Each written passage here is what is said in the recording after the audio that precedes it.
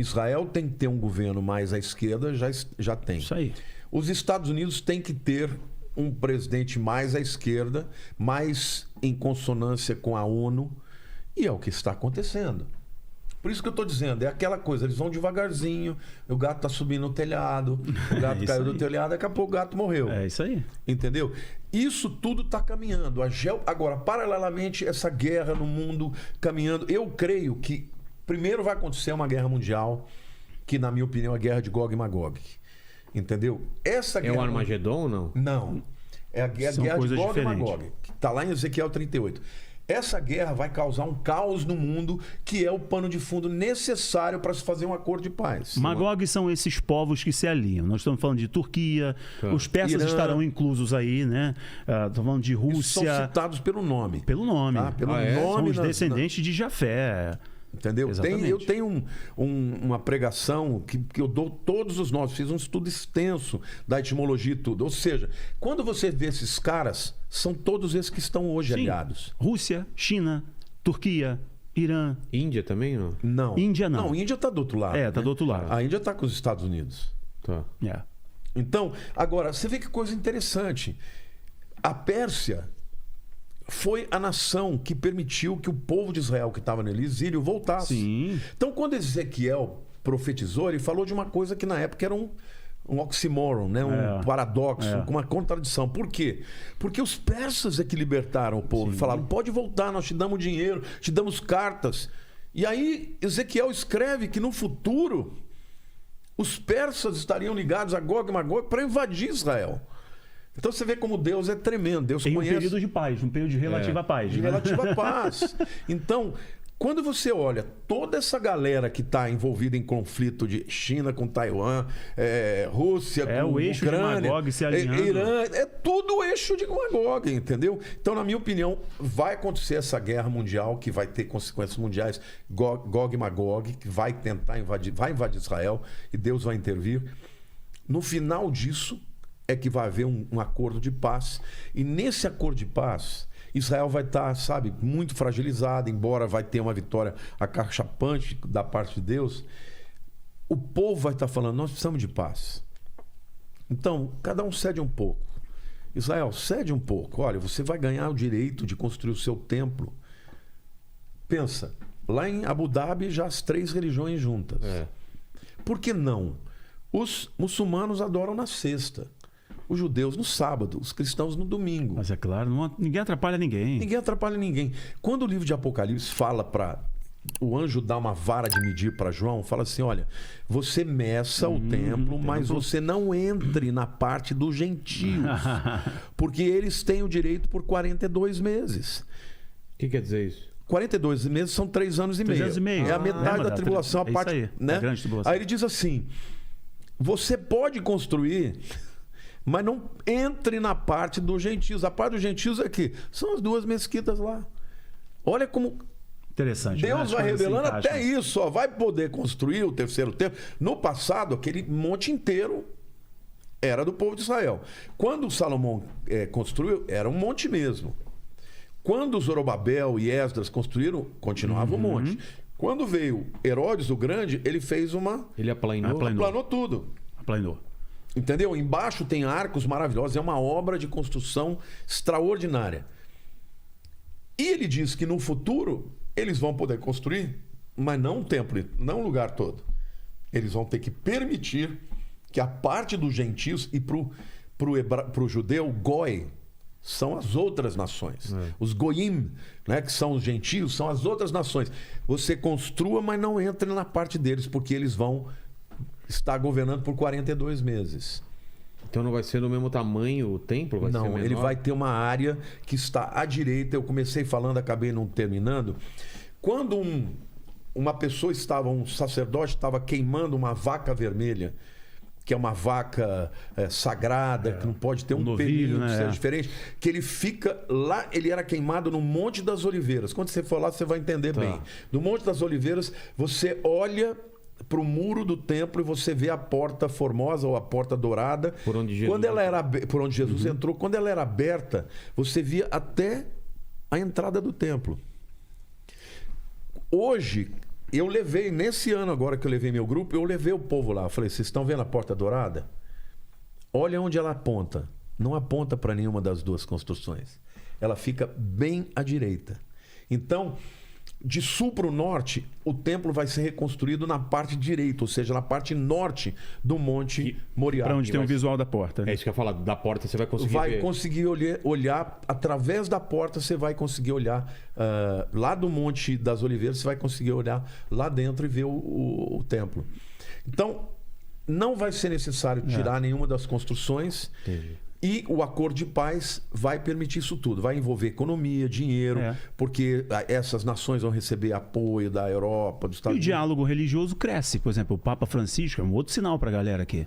O Papa Francisco, ele, como nenhum outro Papa, está construindo essa religião mundial, sem alma, que dialoga com várias matizes religiosas, o nome dessa paz e dessa tolerância, que a gente apelidou de Crislã, né? Que é uma Crislã, é uma miscelânea de Israel e Islã. Exato, o judaísmo e o islamismo. Crislã. Dialogando pela tolerância e a paz religiosa. Tanto que tem uma foto bem famosa dele beijando o imã, tá beijando no rosto e parece que tá beijando na boca, um imã.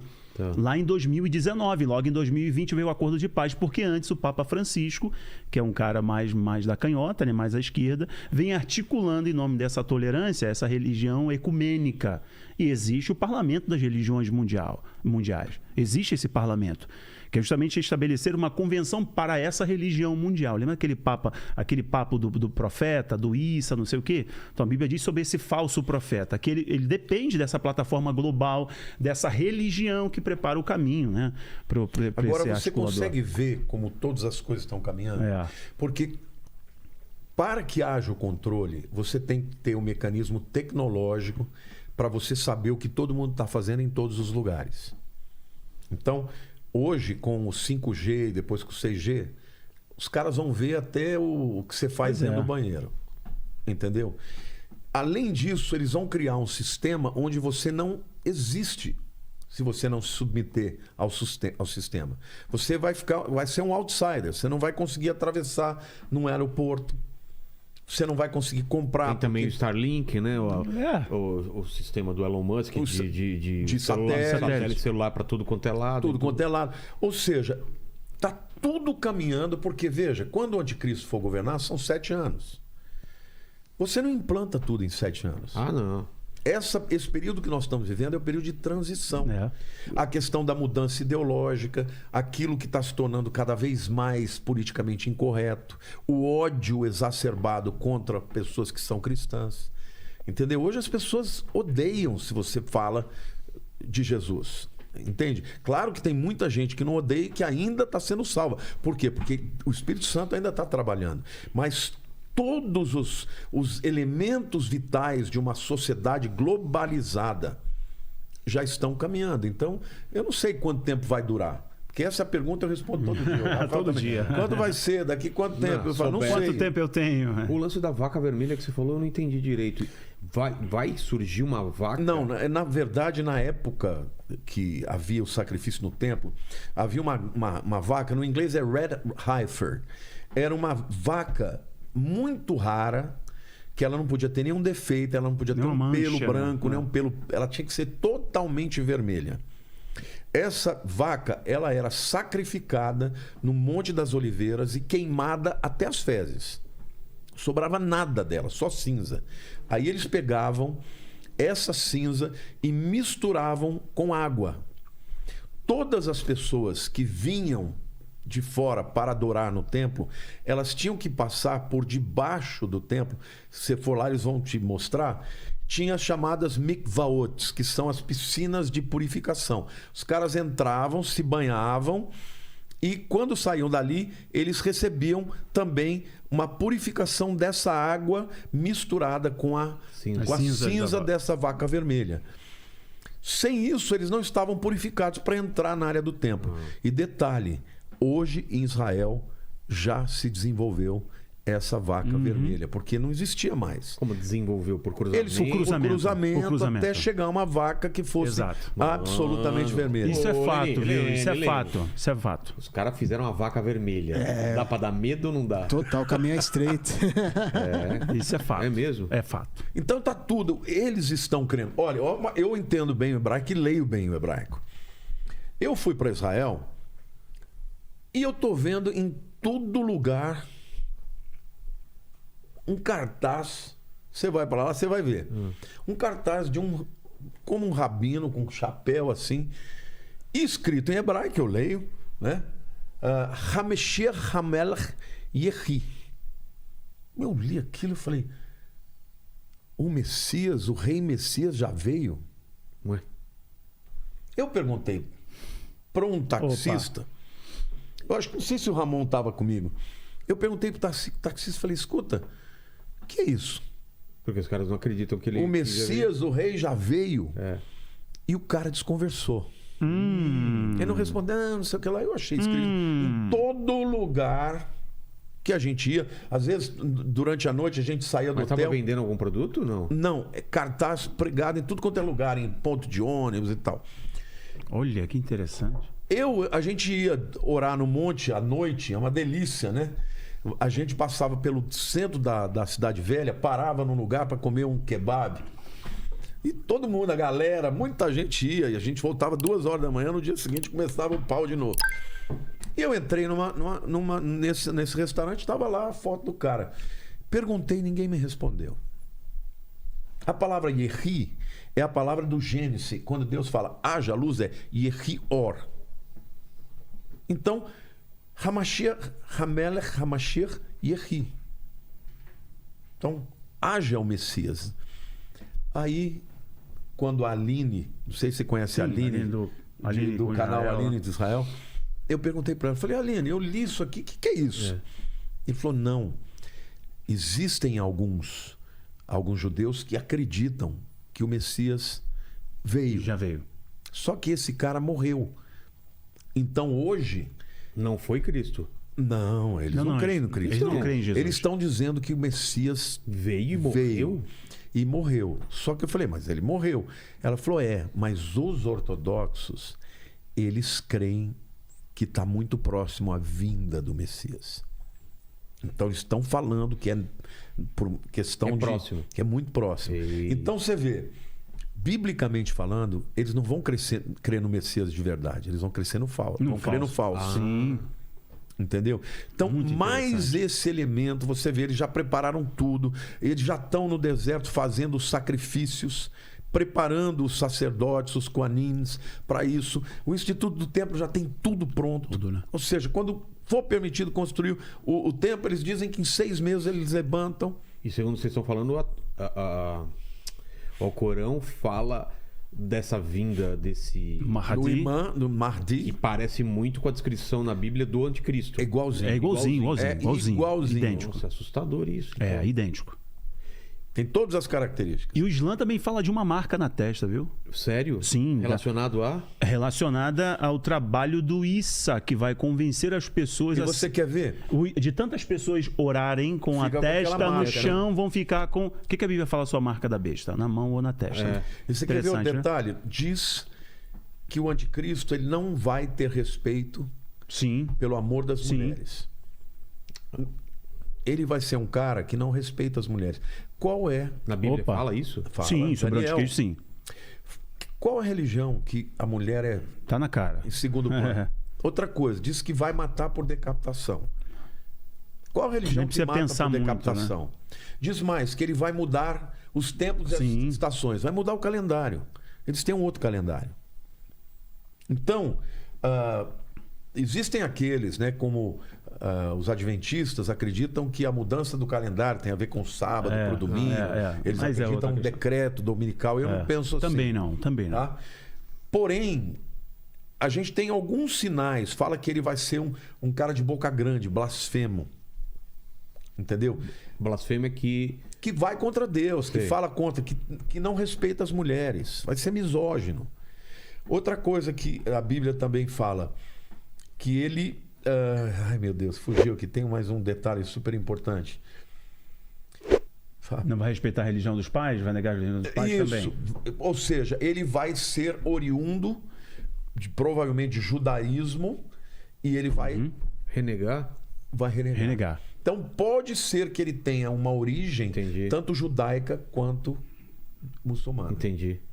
E aí vamos para a linguagem simbólica da Bíblia, que eu acho bem complicada, que a gente falou dos 7 selos, dos 4 cavaleiros do Apocalipse, e taças, trombetas. O que são essas coisas? Que é bem confuso pra gente. Que eu já tô... Vai lá e eu vou depois, hein?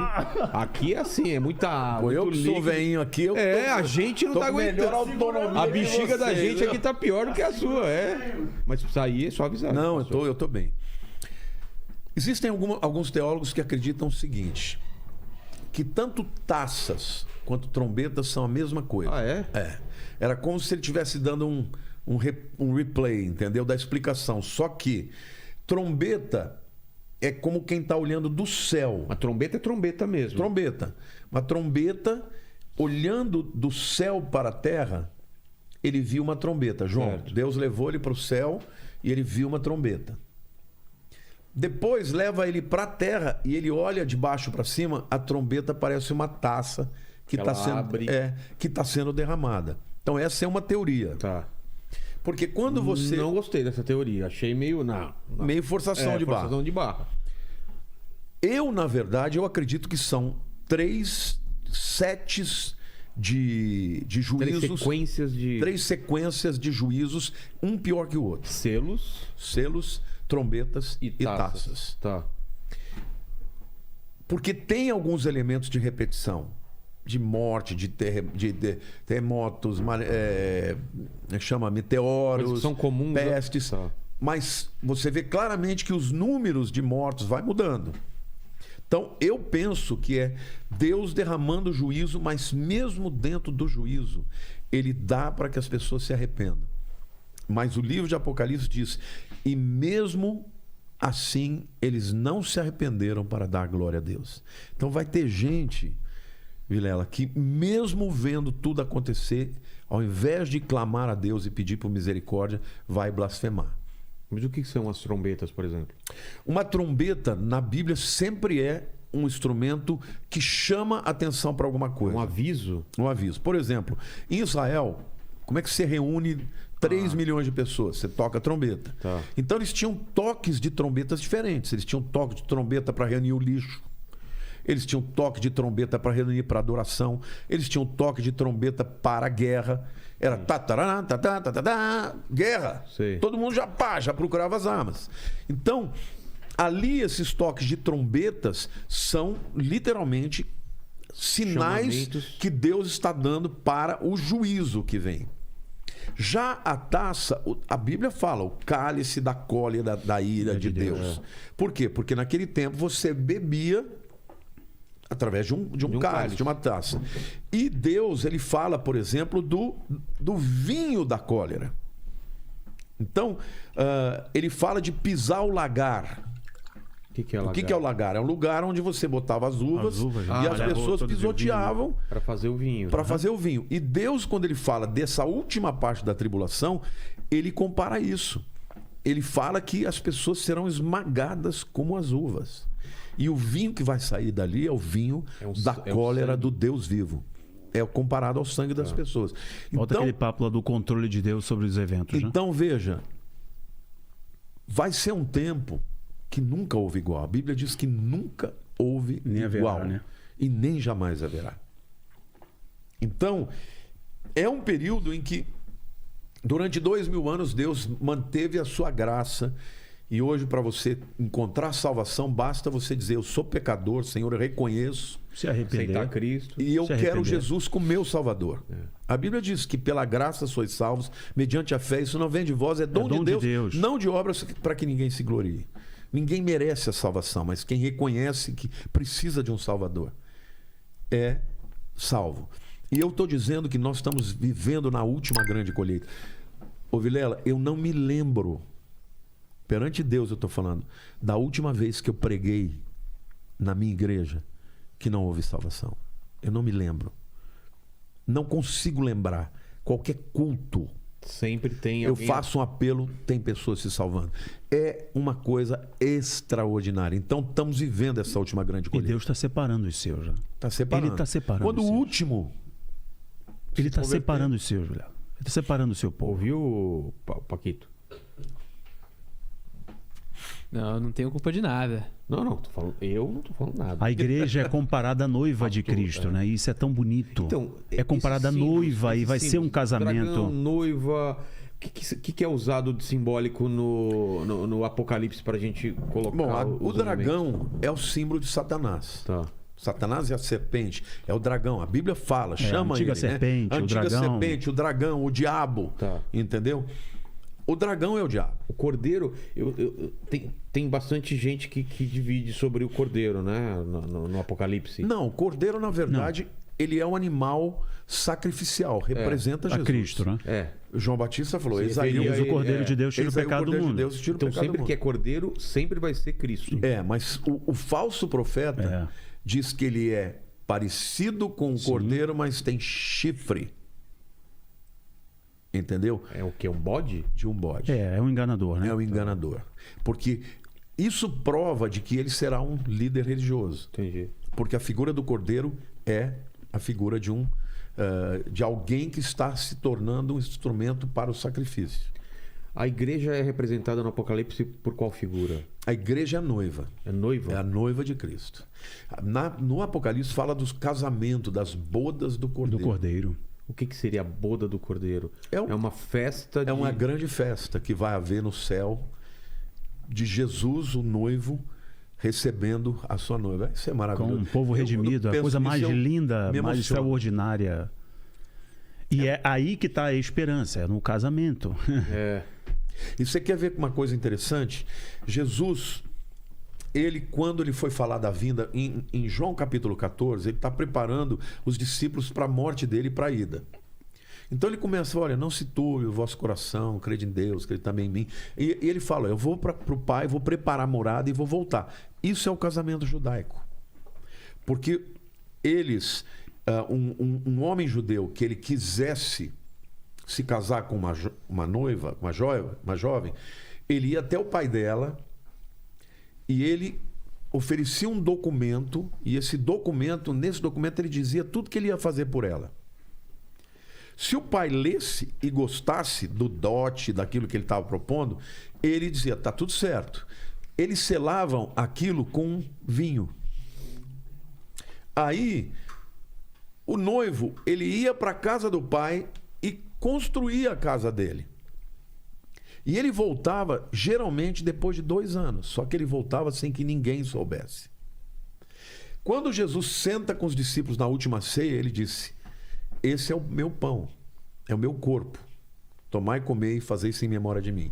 Este é o meu sangue, tomai e bebei e fazei isso em memória de mim. O que ele estava dizendo? Olha, este é a nova aliança. Esse é o documento que é o Novo Testamento, é a verdade da graça, é o documento que eu estou deixando para vocês que são minha noiva. Eu vou para a casa do meu pai, lá eu vou preparar as moradas e eu venho buscar vocês. Entendi. Mas por que ninguém sabe o dia e a hora? Porque o noivo chegava de surpresa. E ele pegava a noiva. Se a noiva tivesse se preparando para ser uma mulher digna, uma dona de casa e coisa e tal, vamos embora. Se ela tivesse fazendo alguma coisa, estava desfeito. Entendi. Agora, detalhe: a festa do casamento judeu durava 7 dias. 7 dias. E exatamente o mesmo sincronização, tempo das né? 7 anos da grande tribulação. Nossa. O pau vai estar comendo aqui e o casamento lá em cima, Jesus com o seu povo. Eu vi numa pregação uma vez, pastor, que falava que, posso estar enganado, mas a grande tribulação, o Espírito Santo se retirava da terra e as pessoas iam crer pelo cérebro. Porque estão vendo as coisas, mas não ia ter a manifestação. Isso é incongruente. É, mas existe esse papo, né? Sim, muito. Eu já ouvi isso. Existe, mas quem convence o homem do pecado, da justiça e do juízo? Só o Espírito. Sem Então, ele, como que é vai a conversão? Ele vai ter uma forma diferente. Antes da descida do Espírito Santo em Atos 2... Só para deixar claro, o Espírito Santo ele vem pelo Pentecostes, né? Isso. Sim. E a promessa é que ele vai ficar aqui até o final dos tempos, é isso? Não. Qual que é a... É perto disso, mas eu tenho que te explicar. Tá. Jesus, quando ele prometeu o Espírito Santo para os discípulos, ele disse assim, olha, eu tenho que ir para o Pai, Certo. mas eu enviarei um outro Consolador, que habita convosco, mas estará dentro de vós. Tá. No Velho Testamento, o Espírito Santo habitava no meio das pessoas. Sim, no meio, exato. Mas só... Ele já existia? Sim, lá existem já- várias manifestações do Espírito Santo no Antigo Testamento, claro. Só que ele, por exemplo, habitava em quem? Nos profetas, em alguns reis. Ah, entendi. Entendeu? Por exemplo, Saul foi ungido, Sim, começou sim, a profetizar, falar em línguas, etc. começou a profetizar. Não era uma coisa que todo mundo tivesse Não. acesso. Não. Davi só falou alguns. muito sobre, né, imbuído pelo Espírito, Sei. etc. Davi pediu no Salmo 51, por favor, não retire de mim o teu espírito. Exato. Porque o Espírito só ia para algumas pessoas especiais. Tá. Mas ele estava no meio. Jesus diz que eu vou para o Pai e enviarei o outro Consolador que habita convosco, estará dentro de vós. O Espírito passou a habitar dentro das pessoas no dia do Pentecostes. Exato. Esse é o período da igreja. É a dispensação da igreja. Quando houver o arrebatamento, o Espírito não estará mais dentro das pessoas, ele estará no meio das pessoas. É assim que eu penso que vai acontecer na grande tribulação. As pessoas serão convertidas, mas o Vai Espírito voltar Santo o que era no... vai voltar por quê? Porque a última semana tem a ver com Israel. Então vai retroagir para o templo dos judeus. Então ele vai estar lá, as pessoas se converterem por ele, mas não vai habitar dentro delas. Agora, O pós-tribulacionista tem uma concepção Então- diferente, justamente porque a igreja estará aqui. Exato. Então tem ação do Espírito Santo. Então, Dentro da...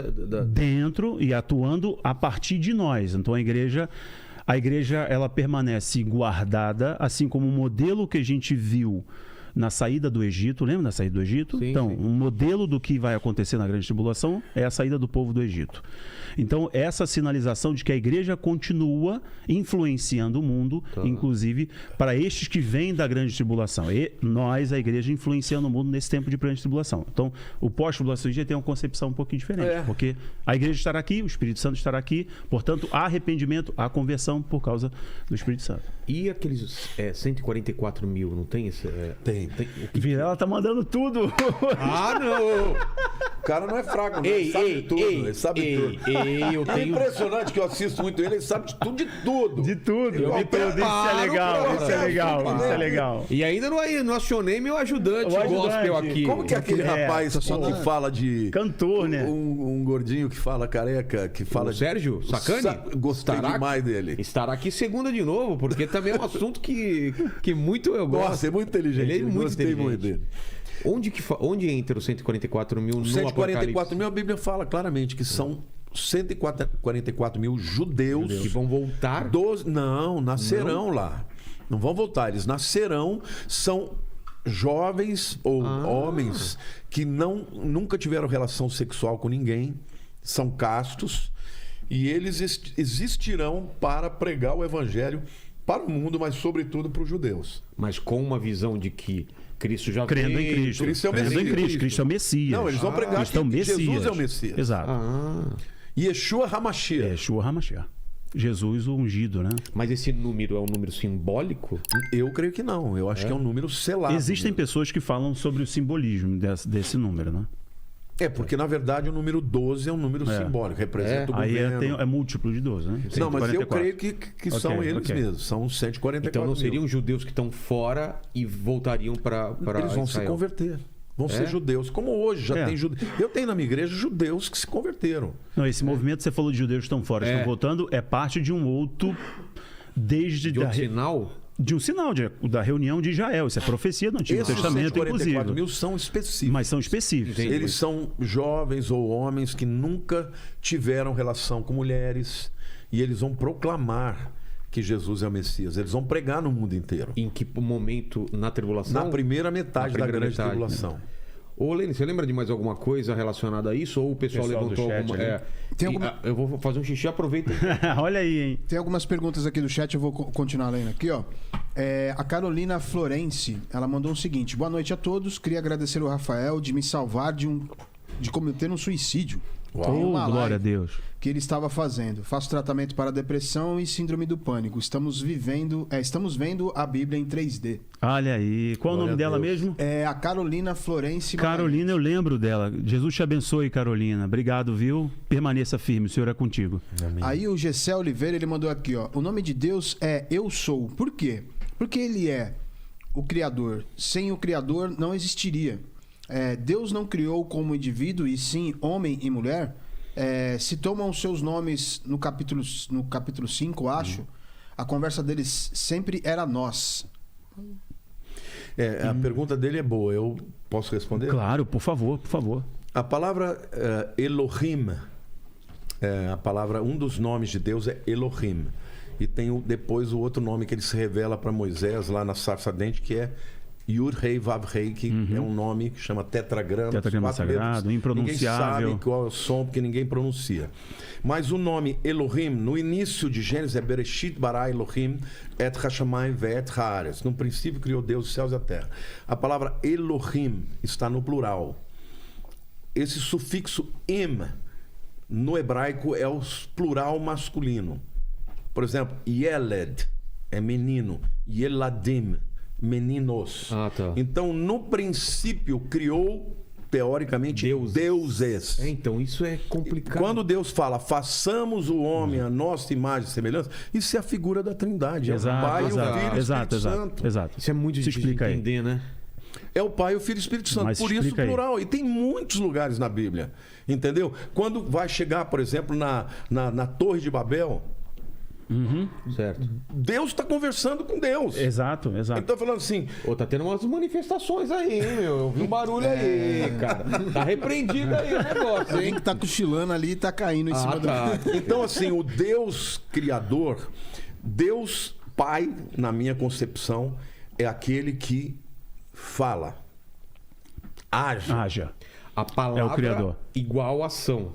A palavra é Jesus. Jesus, né? Lembra de João 1? Lembra Quando de João João 1? fala aí o verbo... No princípio era o verbo estava com Deus. João 1. Yeshua. João Mas o primeiro verbo no sentido de ação. é né? ação. Sim. Tá. Deus é o arquiteto que concebeu. Certo. Jesus é o engenheiro que É fez ação. acontecer. Fez. E o Espírito É o Santo quê? pairava sobre as águas. É o que traz a vida. Exato. Foi só quando o Espírito Santo pairava ali que começou a haver vida. Então, o Pai, o Filho e o Espírito Santo, eles são três pessoas diferentes, mas absolutamente congruentes. Eles nunca discordaram, sempre Perfeito. concordaram. Eles, Perfeito. ainda que sejam pessoas diferentes, eles são um só Deus em unidade. Aí o próprio judeu vai dizer, não, isso aí é um politeísmo. Mas quando... Porque eles falam que só tem um Deus. Por exemplo, quando Jesus pede pra Deus, se essa for a tua vontade, ele tá falando com ele mesmo. É isso que é difícil. Não, na verdade, não é a mesma pessoa. Não é, Ele tá falando com o Não, Pai. eles são pessoas diferentes. Ele tá falando com o Pai. E ao mesmo tempo é uma... Jesus é o Deus Filho. O Espírito Santo é o Deus Espírito. E o outro é o Pai. É o Criador.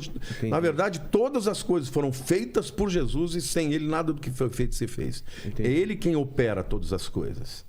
Entendeu? O Pai é aquele quem concebeu. Jesus só chamou Deus de Deus uma única vez. Porque sempre chamou Pai. sempre o Pai.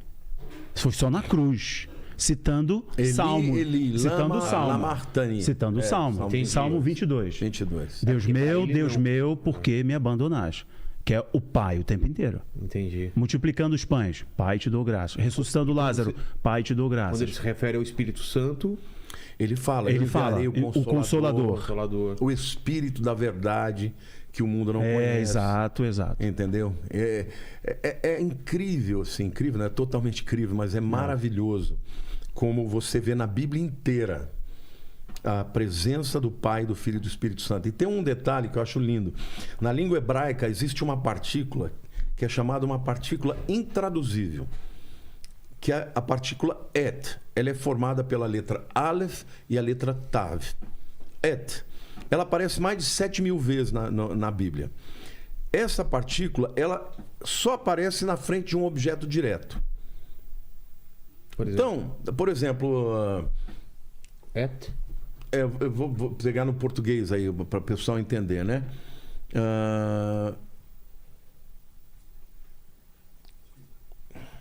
É o verbo. O objeto direto é quando o objeto não tem uma preposição no meio. Se tiver uma preposição no meio, aí é um objeto indireto, né? Eu como sanduíche. Tá? Esse é um objeto direto. Quando tem um objeto direto, aparece o et. Essa é a palavra que mais aparece no Velho Testamento. Jesus certa vez disse assim, olha, examinai as Escrituras, pois julgais ter nelas vida eterna. Elas testificam de mim. Detalhe, quando Jesus ele se apresenta no Apocalipse, ele diz, eu sou o alfa e o ômega. Acontece que o alfa e o ômega são a primeira e a última letras do alfabeto grego. Jesus não falou assim. Jesus falou, eu sou o Aleph e o Tav. Eu sou o Et. Aleph e Tav juntos formam bonito, o Et. né? Que bonito, E ele né? falou, você examina a Escritura. Elas falam de mim. Então, todas as vezes que aparece o Et, é Jesus. E tem outro detalhe. A primeira vez que eu vi, porque o alfabeto hebraico é uma coisa linda. Hoje nós temos o hebraico pós-Babilônia, pós o exílio babilônico. Então é uma letra diferente. Antes disso, eram desenhos. A letra Aleph, que é a primeira letra do alfabeto hebraico, ela é a cabeça de um touro. Porque ela representava força, representava um animal todo poderoso. O boi era o animal mais poderoso na cultura hebraica. A letra Tav é uma cruz. Olha a revelação que eu tive. Eu estava em Israel, no Museu do Livro, o nosso guia mostrando como era o alfabeto, e ele mostrou para mim o Aleph, que era a primeira letra, e o Tav, que era a última letra. Eu vi a cabeça do touro e vi a cruz. Eu falei, mas pera lá. Jesus disse que ele é o Aleph e o Tav. Porque ele não falou em grego para os seus discípulos. É que depois o Novo Testamento foi escrito em grego para as nações gentílicas. Eu falei, mas Jesus está dizendo que ele é o Aleph e o Tav. Olha lá. O Aleph é o sacrifício prefigurado. O Tav é o sacrifício concretizado. Quando ele diz eu sou o Aleph e o Tav, ele estava dizendo todos os sacrifícios que foram feitos no Velho Testamento apontavam para o meu sacrifício na cruz. Uau! E eu virei para o Ariel, que era o meu guia, eu falei, você já sabia disso? Ele falou, eu já. É Falei, mesmo? você já tinha pensado nisso? Ele é falou, judeu, ele é judeu. Judeu, mas não crê, né? Sim. Eu falei, mas você já tinha pensado nisso? Ele falou, eu já. Eu falei, uau! Olha que coisa tremenda. E todas as vezes que apareceu o Et, que é o Aleph e o Tav, estavam falando de Jesus. E eu fiz um estudo, ainda nem publiquei, Que mas lindo, assim, que lindo. mostrando todas as vezes que aparece o Et no meio de uma frase. Aí se você puser Jesus ali, você fala, É meu ele. Deus do céu. Faz sentido. Isso aqui é uma coisa extraordinária. Então, ele é o início de tudo. A Bíblia diz que sem ele nada do que foi feito se fez. E ele é o final de todas as coisas. Todas as coisas convergem para Cristo. E eu estou falando aqui para você, meu querido.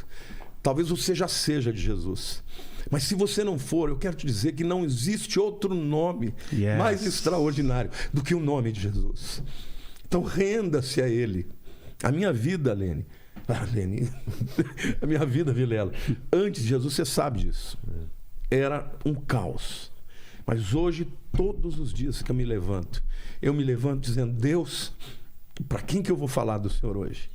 Porque Jesus é isso, ele tomou o meu lugar, o seu lugar, o seu lugar, o lugar de todos vocês. Basta você dizer, Senhor, eu reconheço, eu não consigo sozinho, mas eu preciso do Senhor. E todo aquele que invoca o nome de Jesus será salvo. Não importa, eu te falei que eu queria muito entrevistar o Danilo, né? Danilo Gentili? Por quê? Eu gosto muito do Danilo, eu sei que você é amigão dele, talvez ele veja isso aqui. Mas não é por causa do humorista, que eu sei que ele é um cara super fantástico também, é inteligentíssimo e tal, super generoso. Eu acompanho você, ele, eu sei todas as tretas, eu sei tudo. Acompanho. Mas eu fui muito tocado e vontade de um dia entrevistá-lo por causa do testemunho que ele deu. Aqui, né? É. Foi demais. Então, eu creio que um dia lá no céu nós vamos encontrar o Danilo Gentili. Mas com certeza, entendeu? Para quem não viu, foi quando ele conta da história da vida dele. Do pai dele. Do pai dele, Meu da Deus. irmã.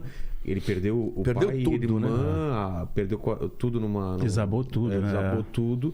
E eu falei, mas nesse momento, então, enfraqueceu sua fé. E ele fala que foi o contrário, né? Que ele cita em tudo dai graças. E eu penso assim, sabe, porque existe no meio da igreja muito preconceito, igrejas religiosas, que pensam, um cara desse fala palavrão, esse cara não é sal. Cara, ninguém pode dizer isso. Porque se uma pessoa crê em Jesus de verdade...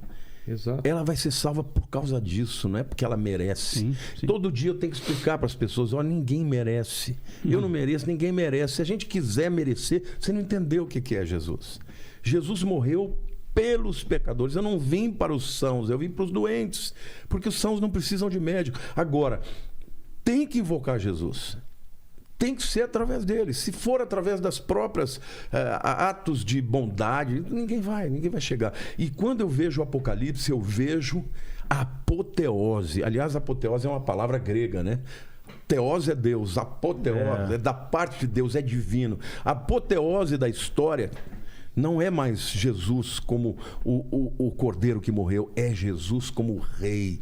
O leão vai rugir e o mundo vai estremecer perante ele. Ele virá depois como rei para governar esse mundo.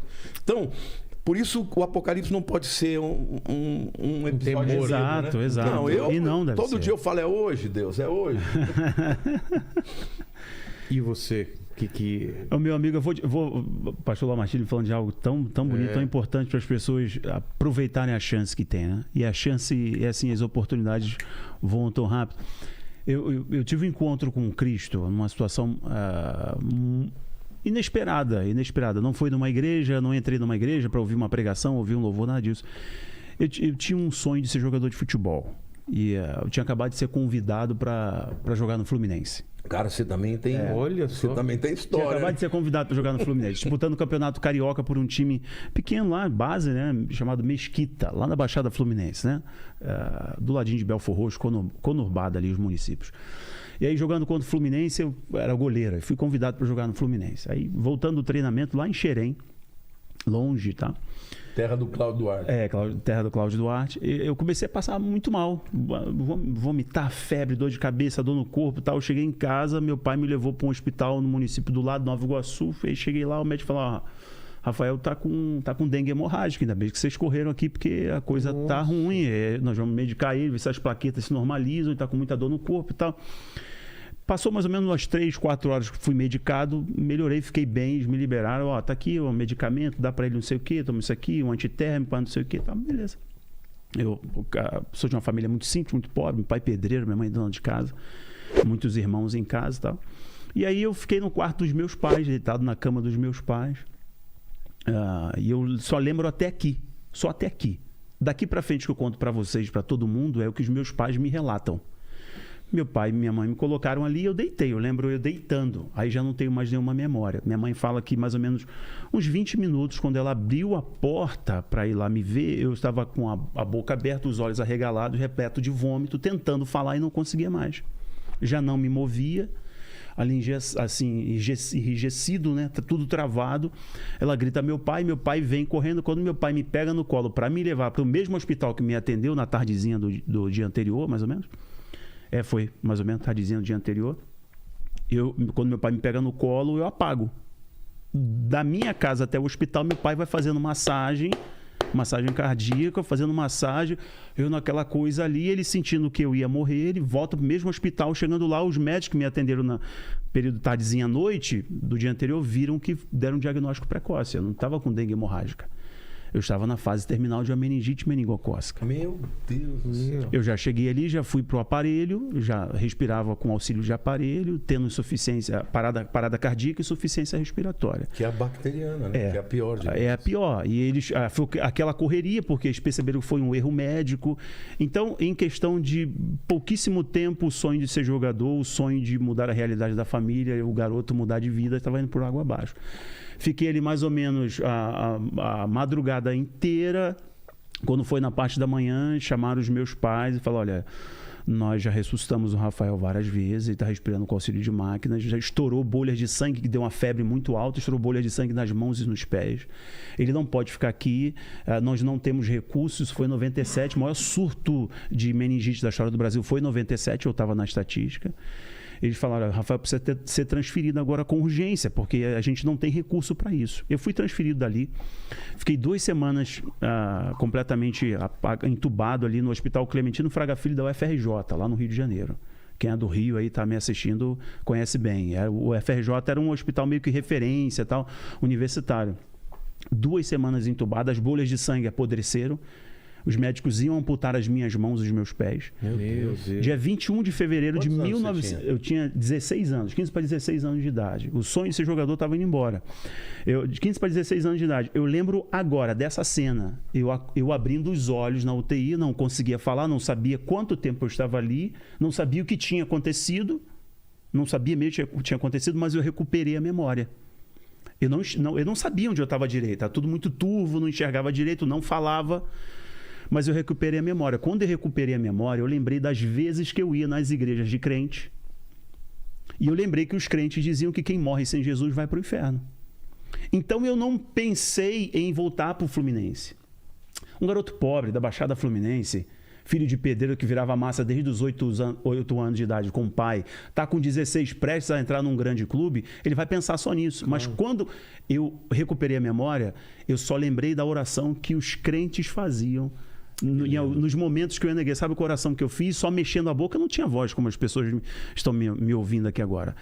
Eu só mexendo a boca, eu orei na minha mente, eu disse, Jesus, eu não quero ir para o inferno, eu quero ir para o céu. Eu te aceito como Senhor e Salvador da minha vida. Se o Senhor me der mais uma chance, eu prometo que eu vou no mundo inteiro falar do que o Senhor fez na minha vida. E aí, eu não sei dizer para você o que de fato aconteceu ali. Eu só sei que eu tirei aqueles aparelhos do meu peito, eu estava com a mão enfaixada, os pés enfaixados, veio uma força dentro de mim, eu sentei na cama e eu comecei a gritar. Só o Senhor é Deus, só o Senhor é Deus. Eu não sabia dar glória a Deus, não sabia dar aleluia, não tinha evangeliqueiro, tinha linguagem de crente. Glória a Deus, só o Senhor é Deus, só o Senhor é Deus, só o Senhor é Deus. Vem médico, vem universitário, o que aconteceu? Você está delirando? Você está delirando? Eu disse, não. Eu aceitei a Jesus, ele entrou aqui e me curou. Aí foi uma doideira no hospital. Vem médico, vem universitário, vem médico, vem universitário. Ligaram pro meu pai e pra minha mãe. Corre pra cá porque aconteceu alguma coisa com o Rafael, não falaram o quê. Meu pai vem de experiência religiosa, meu pai tocava tambores na Umbanda, etc. Minha mãe católica apostólica romana e tudo mais. Meu pai e minha mãe, quando entram, vê aquele monte de médico universitário ali ao redor da cama. Meu pai fala para mim até hoje que pensou que eles estavam estudando a causa do óbito. Putz. Porque dias antes eles tinham falado para meu pai que iam amputar as minhas mãos, porque já estavam podres por causa da febre muito alta, estourou bolha de sangue. E meu pai, quando chega, vê aquele monte de gente, médico universitário, meu pai sai empurrando todo mundo e me vê sentado na cama. E essa cena é linda, olhar para toda a minha vida. Eu sentado na cama, meu pai olhou para mim assim, quando ele me viu conversando, o olho cheio de lágrimas, me disse, filho, o que aconteceu? Eu disse, pai, eu aceitei a Jesus, ele entrou aqui e me curou. Meu pai dobra o joelho, na minha frente, na frente dos médicos. Meu pai dizia que odiava crente, não quer ser de igreja, nada disso. Levanta aquela mão calejada de pedreiro e diz assim, filho, então aceita Jesus agora também. Minha mãe dá a volta no outro lado da cama, dobra o joelhinho dela e fala assim, filho, quando você se batizar nas águas, eu me batizo junto com você. Aleluia. Dia 18 de março de 1997, minha mãe descia as águas junto comigo. Eu já fui a mais de 10 países. Hoje eu tenho uma chance, que é uma chance única de ter amigos como Pozella, de estar aqui com você, de ter um canal, de ter uma esposa maravilhosa, também ter um canal maravilhoso, ter 2 meninos lindos. Mas eu falo assim, eu tive uma chance de conhecer a Cristo no momento mais trágico, que poucas pessoas têm essa oportunidade. E eu lembro que eu estava aqui em Ubatuba, aqui em São Paulo, fazendo um show na época do Toque no Altar, um show grande, tinha muita gente. Eu estava nesse momento do meu testemunho dizendo assim, e eu falei, Cristo entrou ali e tal, e de repente veio o tecladista, bateu assim, o Júnior Amaral, que está hoje lá na Irlanda, ele bateu assim, falou, Rafael, tem um rapaz aqui, cara, que ele tá... Falou que nesse momento, show, 20, 30 mil pessoas, Rafael, ele precisa falar. E quando eu olhei para trás, o rapaz não tinha metade de uma perna e não tinha um braço. falei, pô, mas eu tô dando um testemunho que Deus me levantou da morte, eu tava desenganado.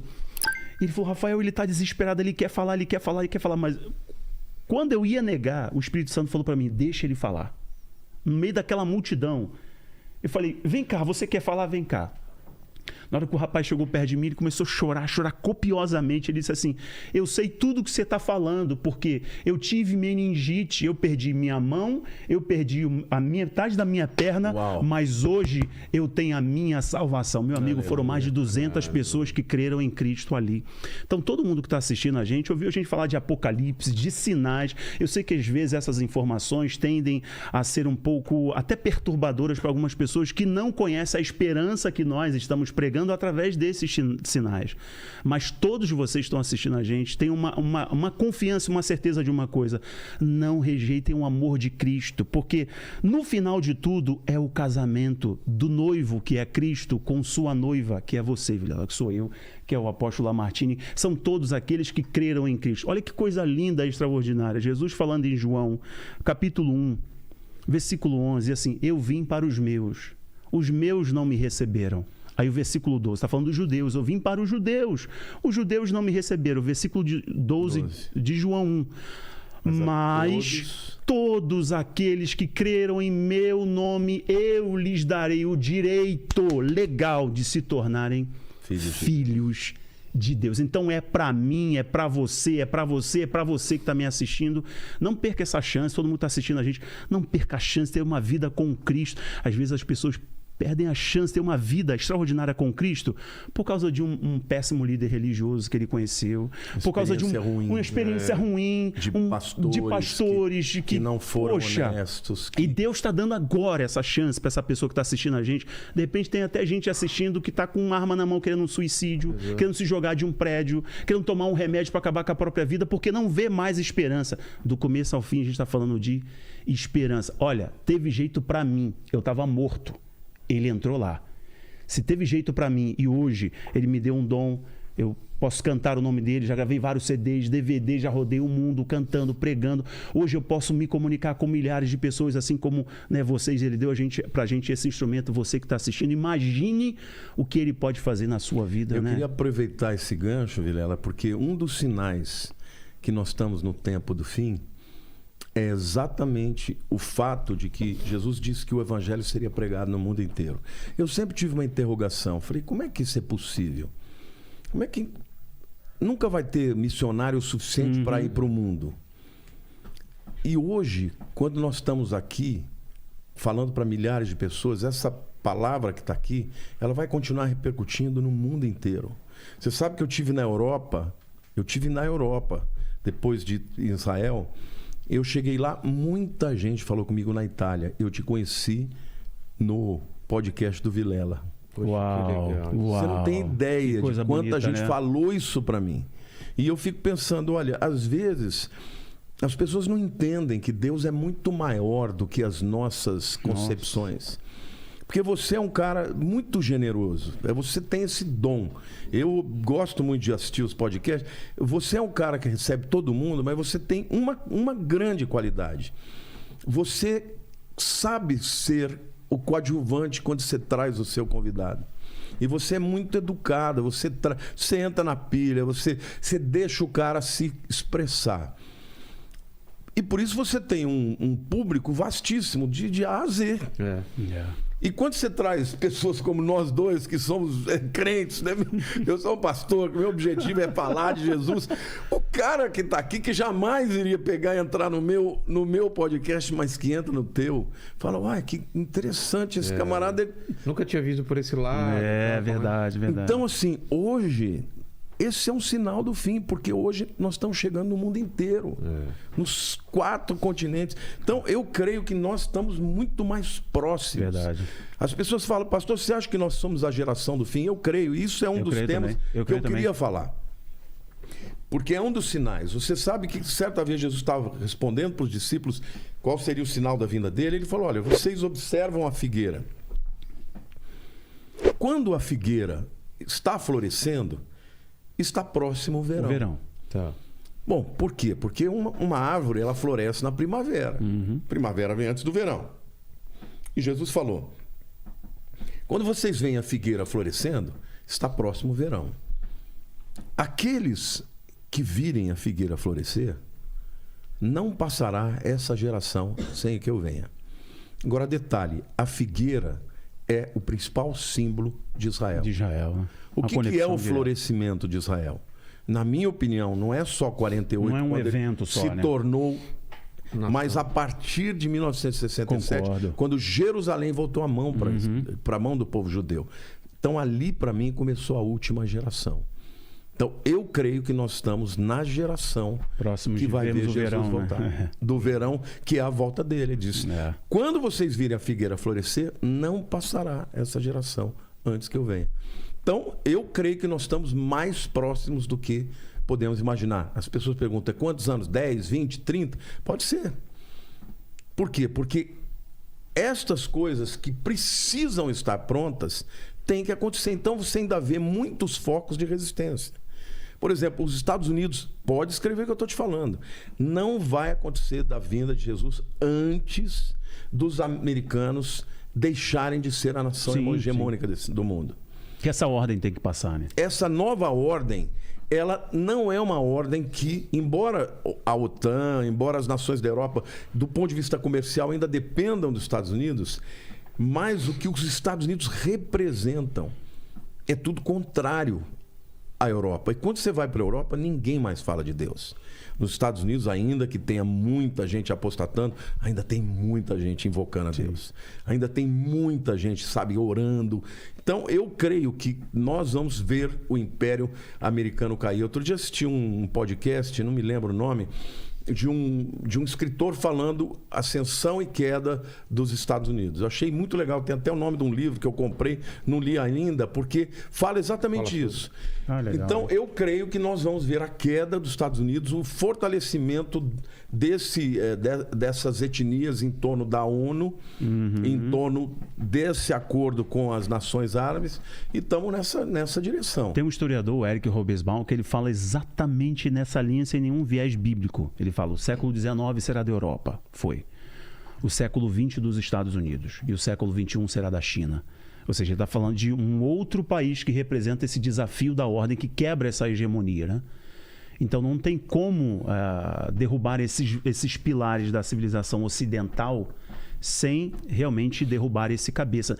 Ó, vou dar um exemplo aqui que é secular, negócio de secular e cristão, para mim... sacro, né? Sacro, para mim não cola muito não, tá? Mas enfim, só para fazer distinção.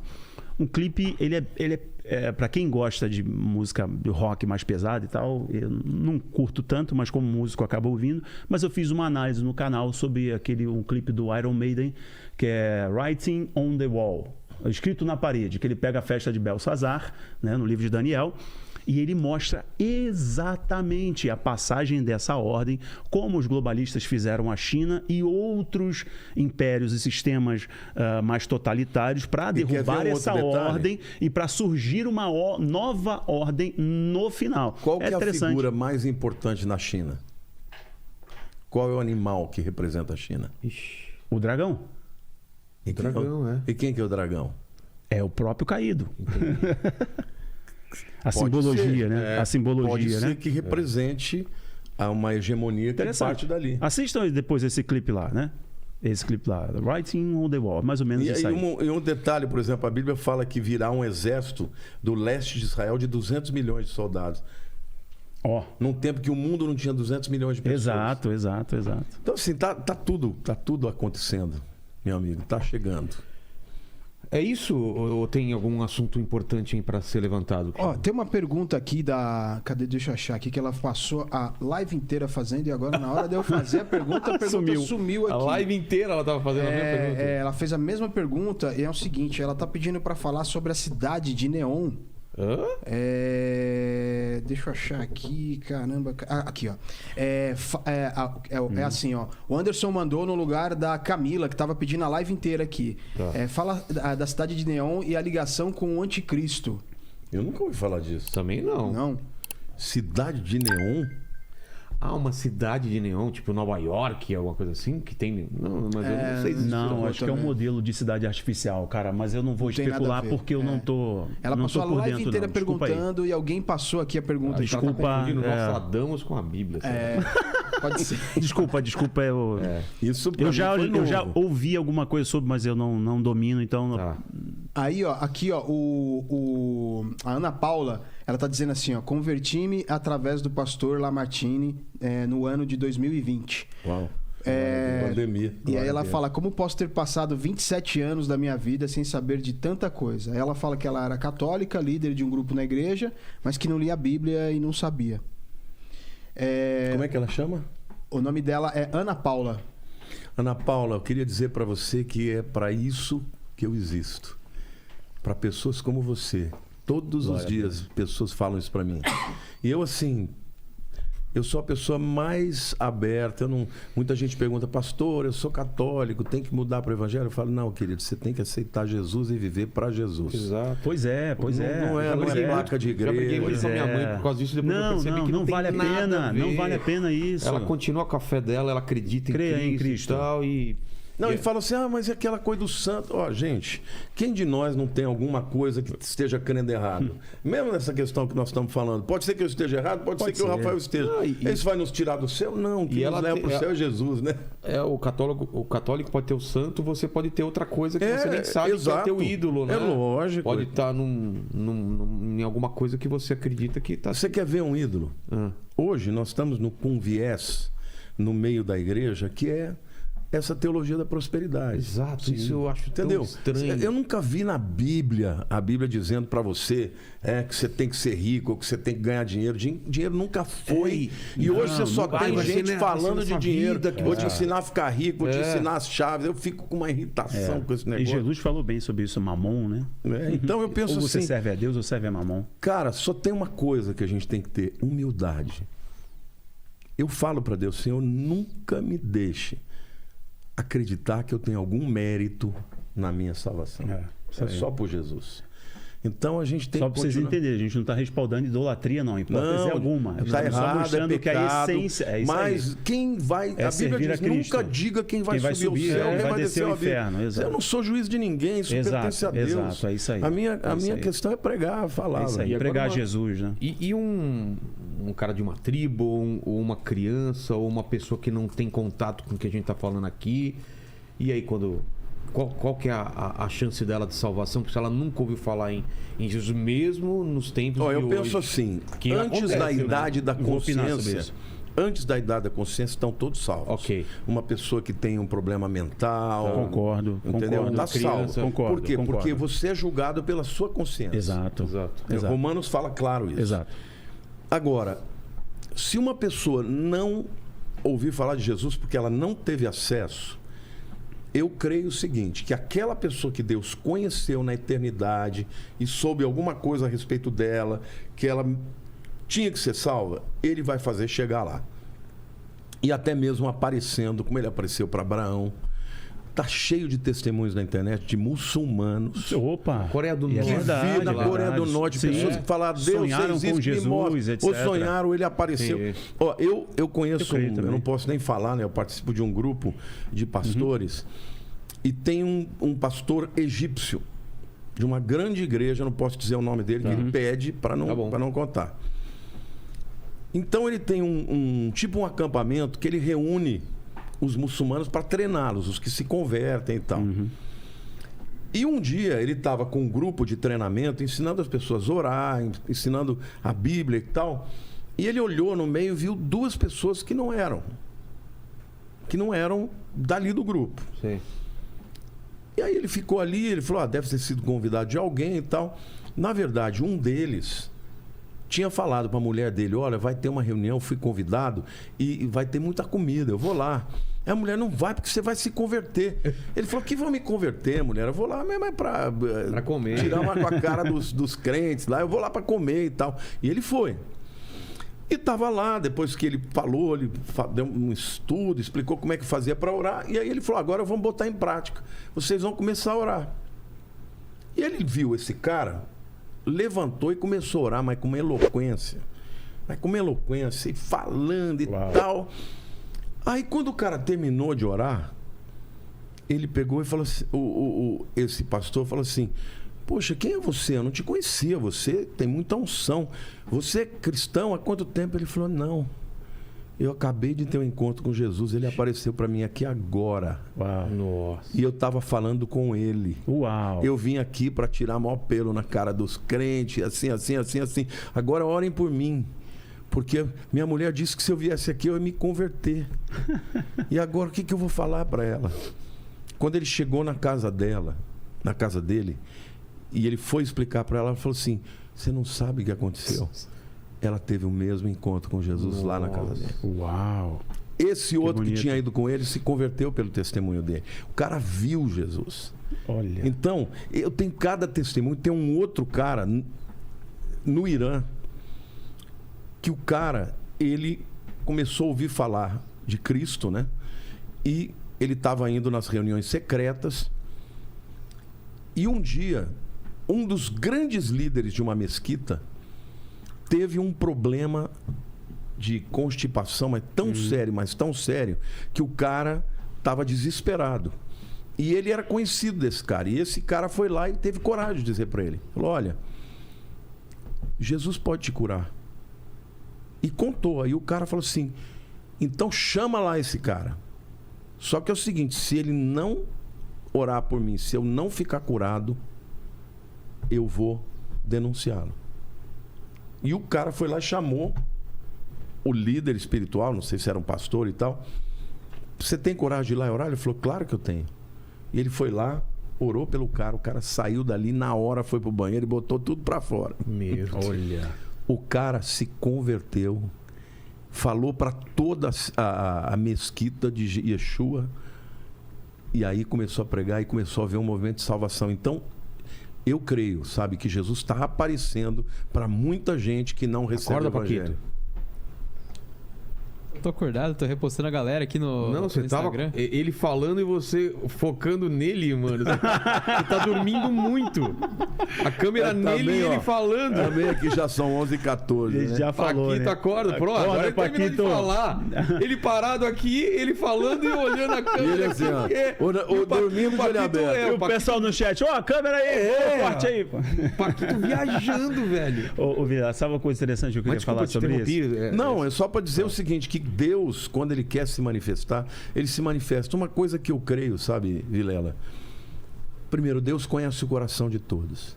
É, isso aí. Segundo, a Bíblia diz que Deus não quer que ninguém se Se perca, perca, é mas claro. que todos cheguem ao conhecimento da salvação. Então, só que Deus conhece, Deus sabe do teu coração daqui 20 anos. Deus sabe desde a eternidade quem você seria.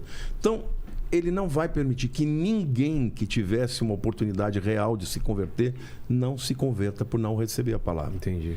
Então tem muitas histórias. Ó, eu vou contar uma história da minha família rapidinho. O avô da minha mulher, da Lilian, ele era capataz numa fazenda.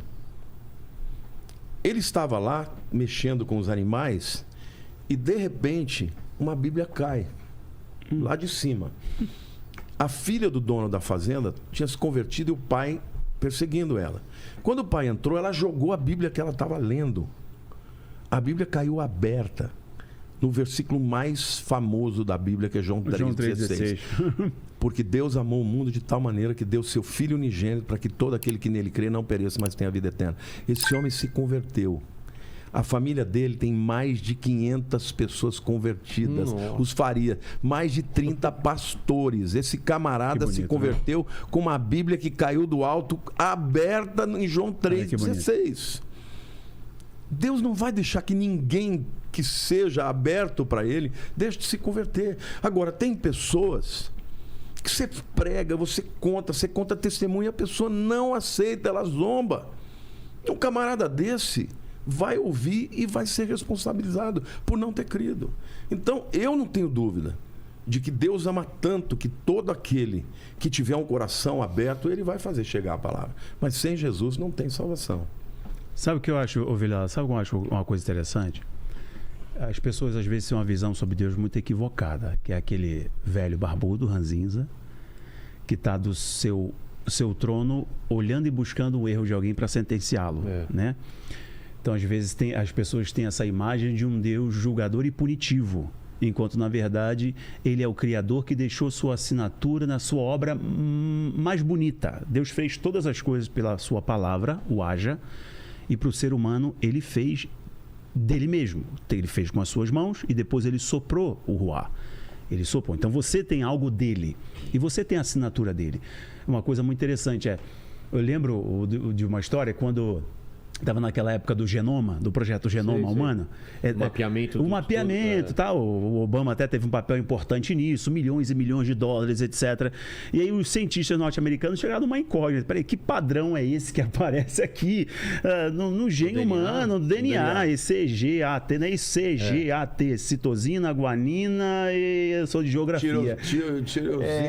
Eu sou de geografia, mas CGAT. Bom, o pessoal aí que tá com a memória mais fresca. Eles não sabiam que padrão é esse, aí foram para os cientistas, né, judeus. Eles falaram, isso aqui é muito fácil, isso é gematria, as letras são um correspondente numérico.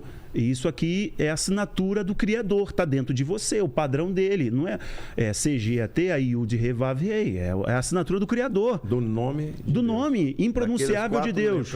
Quando Deus se apresentou a Moisés na sarça, mas ele falou, quem eu vou falar para os israelitas que me enviou? Ele diga que o eu sou. Te enviou. Deus é nele mesmo. Ele existe nele mesmo. E essa palavra, o eu sou, é Yud He Vav He. É o nome impronunciável de Deus.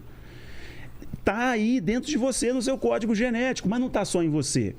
Quem mexe com o mercado financeiro, gráficos, etc., vai lembrar de Fibonacci, do padrão de Fibonacci. Fibonacci, ele analisou que a natureza tem um padrão, tá? Aquela curvinha que está na copa das árvores, está aqui na sua orelha, o padrão do seu rosto é Fibonacci. Ou seja, o nosso Pai, ele é tão amoroso, ele é tão cuidadoso, que ele, ao fazer a sua obra, você acha que ele ia descartá-lo? Ele ia descartar essa pessoa que está nos assistindo? Ele é o mais interessado, porque ele assinou, ele falou, ele criou você, ele disse que é muito bom. Mas é você que tem que dizer o sim.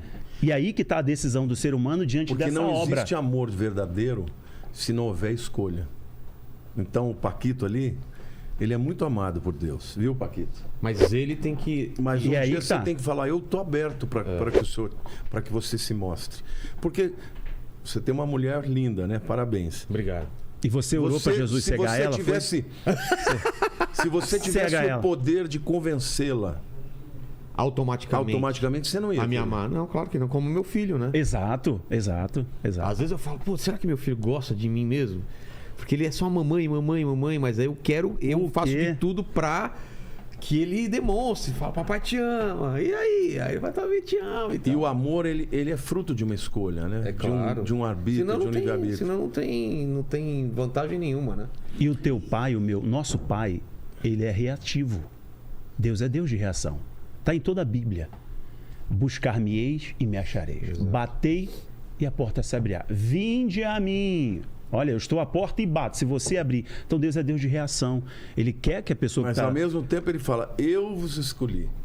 Vós não me escolhiste. Eu vos escolhi. E vos designei. Essa é uma grande... um paradoxo que é entre a soberania de Deus e o arbítrio humano. O conhecimento de todas as coisas, mas o homem no tempo... Fui eu que disse sim para ele. Ele já sabia, mas ele não me obrigou a dizer sim. Exato. Entende? É assim que funciona. Agora, ele sabendo de tudo, ele não vai deixar que alguém que diria sim não encontre.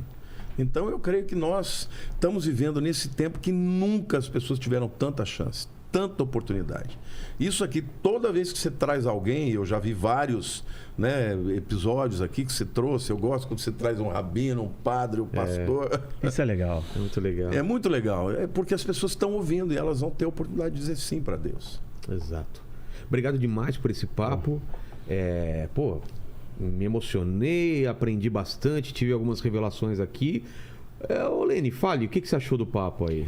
Eu adoro essas conversas, Eu também cara. adoro Porque eu esse acho impressionante. Quanto mais a gente souber, quanto mais informação. E me ajudou um pouco a tirar esse temor que eu tenho, essa coisa de não quero que acabe, porque eu adoro a vida, né? A gente tem esse negócio de adorar a vida. Claro. Adorar meus filhos, adorar minha família, adorar minha mulher e meus pais, não sei o quê.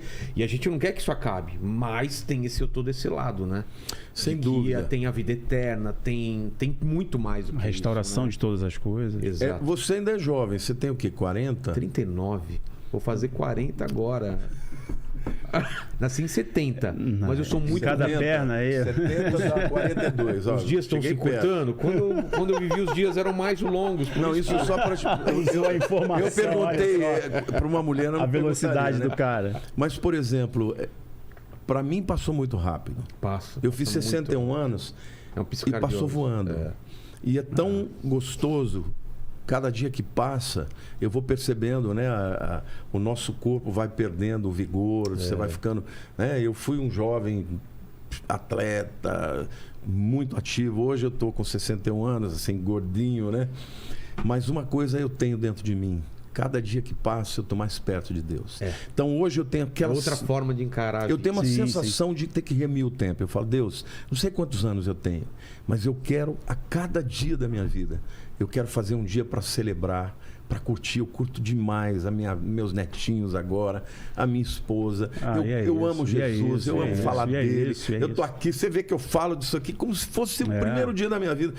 Então, porque eu sei que um dia vai acabar isso aqui. Mas o que vai ter lá é muito melhor que isso. Exato. Eu tenho uma máxima lá no canal que eu falo, o pessoal que me pergunta, pô, quanto que vai ser? Qual é a data? Eu falo, enquanto eu não sei quando vai acontecer, eu vivo da melhor forma possível. Pronto. Sou o melhor pai possível, o melhor marido possível.